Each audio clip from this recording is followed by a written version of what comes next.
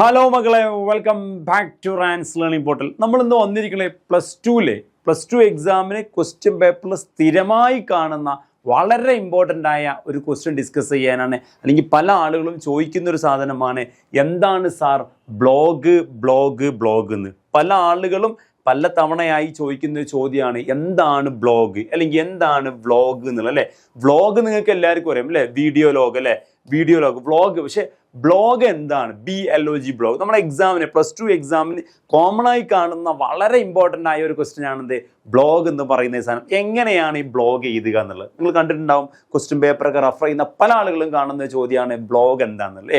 നമുക്ക് സോഷ്യൽ മീഡിയയിൽ വല്ലതൊക്കെ നമ്മൾ എഴുതുന്നുണ്ടെങ്കിൽ ആ എഴുതുന്നതിന് നമ്മൾ വിളിക്കുന്ന പേരാ മക്കൾ എന്ത്? ബ്ലോഗ്. BLOG blog. മറക്കല്ലേ. ഇനി നമുക്ക് ഇവിടെ കാണുന്ന ചോദ്യം നോക്കൂ നിങ്ങളെ, നമുക്ക് എക്സാമിന് കാണാം, നിങ്ങൾക്ക് ഉറപ്പായിട്ടും പ്രതീക്ഷിക്കാം ഈ ടൈപ്പ് ചോദ്യങ്ങൾ. The poem rice. നോക്കൂ, ഇവിടെ റൈസ് എന്ന് പറയുന്ന പോം വായിച്ചു നോക്കിയിട്ട് യു ആർ റിയലി ഇംപ്രസ്ഡ്. നിങ്ങൾ വളരെയധികം എന്താണ് ആ കവിതയിൽ അങ്ങ് ഇംപ്രസ്ഡ് ആയി പോയിട്ടുണ്ട്. And you would like to share your reading experience. ആ വായിച്ച കാര്യം നിങ്ങൾ ത്രൂ ആയിട്ട് നിങ്ങൾ എന്തിലൂടെ എഴുതണം മക്കളെ? ഒരു ബ്ലോഗ് ആയിട്ട് എഴുതണം. അതായത് എന്താക്കണം? ബ്ലോഗ് ആയിട്ട് എഴുതണം. Prepare the blog. അപ്പോൾ ഹൗ ടു റൈറ്റ്, എങ്ങനെ നമ്മൾ എഴുതും എന്നുള്ളതാണ് ഇവിടെ ചോദിക്കുന്നത്. നമ്മൾ എങ്ങനെയാണ് ബ്ലോഗ് എഴുതേണ്ടത്? സോ ഇത് ചോദിച്ചോളൂ. നിങ്ങൾ എഴുതാനുള്ള രീതിയാണ് ഇവിടെ പറയുന്നത്. ഏറ്റവും സിമ്പിളാണ്. 4 മാർക്കിന് അല്ലെങ്കിൽ 5 മാർക്കിന് നമ്മളെ എക്സാമിന് കാണുന്ന ഒരു ചോദ്യമാണ് ബ്ലോഗ് എന്നുള്ളത്. നോക്കിക്കോ, എന്താണ്, എങ്ങനെ എഴുതി വെക്കണം? ആദ്യം തന്നെ ശ്രദ്ധിച്ചു വെക്കേണ്ട, ഒരു ബ്ലോഗ് എഴുതുമ്പം ഒരു ടൈറ്റിൽ കൊടുക്കുക. ടൈറ്റിൽ മീൻസ് നിങ്ങൾക്കറിയാലോ, ഹെഡിങ് കൊടുക്കുക. അതാ ഞാനിവിടെ ഹെഡിങ് കൊടുത്തു, ഏറ്റവും സിമ്പിളായ ഹെഡിങ്. ആ ചാപ്റ്ററിന്റെ പേര് തന്നെ നിങ്ങൾ ഹെഡിങ് ആക്കി കൊടുത്തോ, ഒരു കുഴപ്പമില്ല. ഞാൻ ആ ചാപ്റ്ററിന്റെ പേര് കൊടുത്തു, റൈസ് എന്ന് കൊടുത്തു. ഇനി അത് ഞാൻ എന്ത് ചെയ്തു, അത് എഴുതിയ ആളെ പേരും കൂടെ അഡീഷണൽ ആയിട്ട് എന്ത് ചെയ്തു, ആഡ് ചെയ്ത് വെച്ചു, ചെമ്മനം ചാക്കോ. അപ്പോൾ rice by Chemmanam Chacko.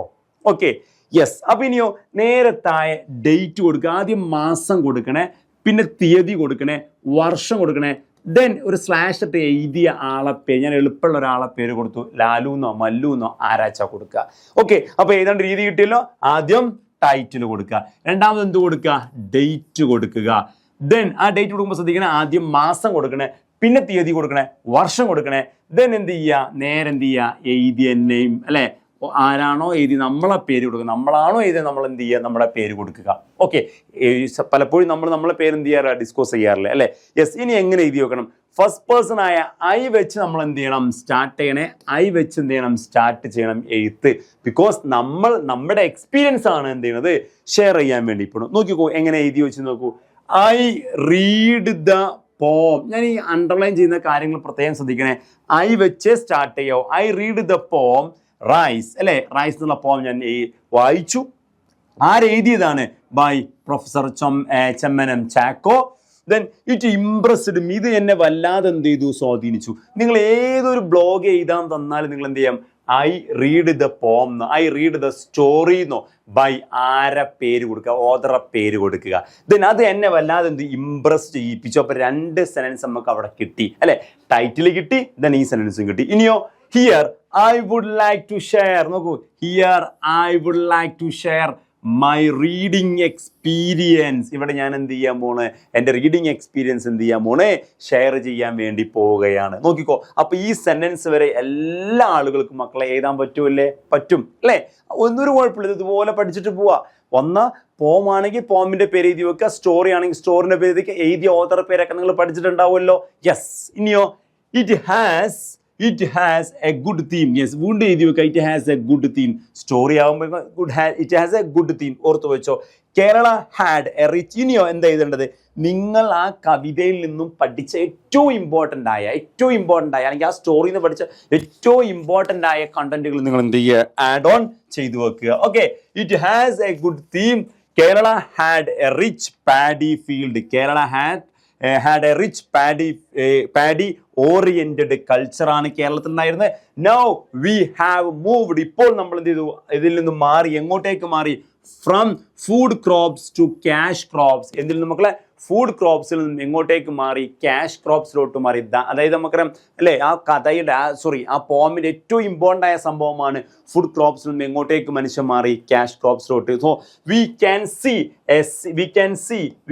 C നമുക്ക് എന്ത് ചെയ്യാൻ പറ്റും, വി ക്യാൻ സി കാണാൻ പറ്റും a change in our attitude അല്ലേ, we can see a change in our, നമ്മുടെ മനസ്സിലൊക്കെ എന്ത് ചെയ്യുന്നു, മാറിക്കൊണ്ടിരിക്കുക അല്ലേ, ടുവേർഡ്സ് അവർ ട്രഡീഷണൽ കൾച്ചർ, പാരമ്പര്യമായ കൾച്ചറിനോട് നമ്മുടെ മനസ്സുകൾ എന്ത് ചെയ്യുന്നു, മാറിക്കൊണ്ടിരിക്കുന്നു.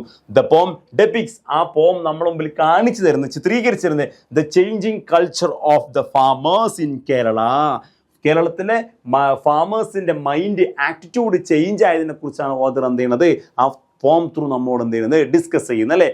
The theme of the poem is really thought provoking അല്ലേ. Yes, theme of the poem വളരെ ഇമ്പോർട്ടൻ്റ് ആയ സെന്റൻസുകളാണ്. The next one, it is a good satire, ഇത് കൃത്യമായ ഒരു സാറ്റയറാണ്, പരിഹാസ രൂപത്തിലുള്ള കഥ എന്താണ്, ഒരു പോമാണ് അല്ലേ. സാറ്റയർ മീൻസ് പരിഹസിക്കുക. This is must read. അവസാനം നമ്മൾ എന്ത് ചെയ്തു, നമ്മളെ ഫ്രണ്ടിനോട് പറഞ്ഞു, അല്ലെങ്കിൽ നമ്മളെ എക്സ്പീരിയൻസ് ഷെയർ ചെയ്യല്ലേ, തീർച്ചയായിട്ടും നീ എന്ത് ചെയ്യണം, വായിക്കടാ. അപ്പോൾ നോക്കൂ, ഒരു ബ്ലോഗ് എഴുതാൻ തന്നാൽ, നാളത്തെ എക്സാമിന് ഒരു ബ്ലോഗ് എഴുതാൻ നിങ്ങൾക്ക് തന്നു കഴിഞ്ഞാൽ നിങ്ങൾ ഒരിക്കലും എന്ത് ചെയ്യരുത്, വിട്ടുപോകരുത്. ഈ രൂപത്തിൽ എന്ത് ചെയ്യുക, എഴുതാൻ വേണ്ടി നോക്കുക. ഓക്കെ, അപ്പോൾ ക്ലിയർ ആയി എന്ന് മനസ്സിലായിരുന്നു. ഓക്കെ, കാര്യങ്ങൾ ബോധ്യപ്പെട്ടെന്ന് മനസ്സിലാക്കി വെക്കുന്നു. ഓക്കേടാ, ബൈ, താങ്ക് യു.